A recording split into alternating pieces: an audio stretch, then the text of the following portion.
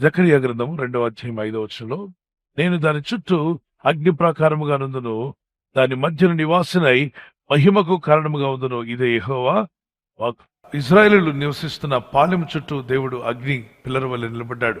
అంటే ఇశ్రాయేలును కాపాడడానికి దేవుడు అగ్నిస్తంభం పెట్టాడా? అవును. మరి పగటి వేళ మేఘస్తంభం, అంటే రాత్రి అగ్నిస్తంభం గాను పగటి వేళ మేఘస్తంభం గాను వారికి తోడుగా ఉండి నడిపించిన దేవుడే ఈ అంత్య దినాల్లో మనలను కూడా నడిపిస్తున్నాడు. రాత్రి వేళ అగ్నిస్తంభం, ఆయన అగ్ని కాపుదల, అగ్ని ప్రాకారం మన చుట్టూ ఉంచుతున్నాడు. యోబు కుటుంబం చుట్టూ దేవుడు కంచి వేశాడంట.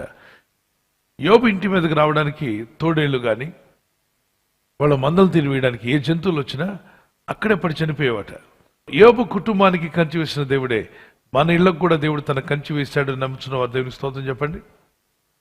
మందిరాల్లో ఆరాధన జరుగుతుంటే ఇలా ఉంటుందట. మందిరాల్లో ఆరాధన జరుగుతుంటే అగ్ని మండుతూ ఉంటుంది, ఆ పక్కన దురాత్మలన్నీ బయటకు దూరంగా నిలబడి ఉంటాయి. అందుకే మీ సంఘాల్లో దేవుని ఆరాధన, ప్రార్థన ఆత్మ, ప్రార్థించేవారుగా, మొరపెట్టేవారుగా, దేవుని దగ్గర ఆరాధించి ఆయన కృపను పొందేవారుగా మనం జీవించాలి. ఎప్పుడైతే మనం ప్రార్థన చేస్తుంటామో చీకటి శక్తులు, దురాత్మలు మన పరిసరాలకు రావాలన్నా కూడా వాటికి పర్మిషన్ ఉండదు. ఆ అగ్ని కంచె మండుతూ ఉంటుంది. మీ ఇంటి చుట్టూ అలా అగ్ని ఉంటే ఎలా ఉంటుంది చెప్పండి? ఏ చీకటి శక్తులు కానీ ఏ దుష్టాత్మలు కానీ మీదకు రావు. అలా రాకుండా ఉండడానికే ప్రార్థనా జీవితం.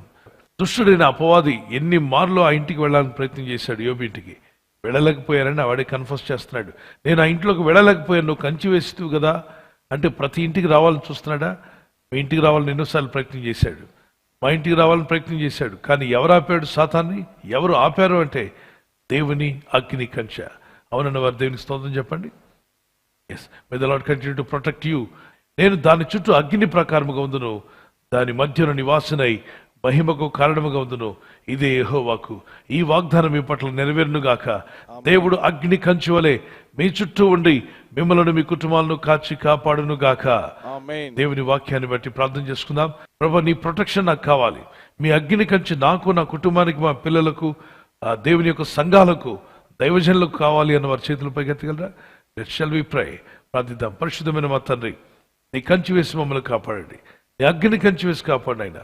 నీ కృపలో, నీ దయలో మమ్మల్ని నిలబెట్టండి. నీవు కంచి వేయబట్టి మేము ఈరోజు సజీవులుగా ఉన్నాం.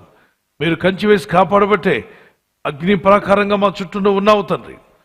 ఇజ్రాయేల్ చుట్టూ అగ్ని ప్రకారంగా ఉన్నట్టుగా రాత్రి అగ్నిస్తంభంలోను పగటి వేళ మేఘస్తంభం నుండి వారిని కాపాడిన మా తండ్రి.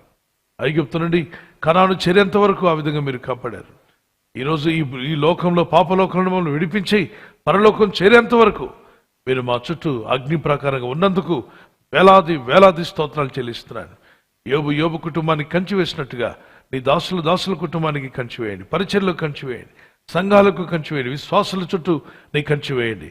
మా పిల్లలకు, మా యవనస్తులకు, మా పెద్దలకు, నా ప్రభు, మా తండ్రులకు, తల్లులకు, మా సహోదర సహోదరులకు నీ కంచి వేసి కాపాడమని national, international life changing prayer టీంలో ఉన్న ప్రతి ఇంటి చుట్టూ మీ కంచి వేసి కాపాడండి ఆయన.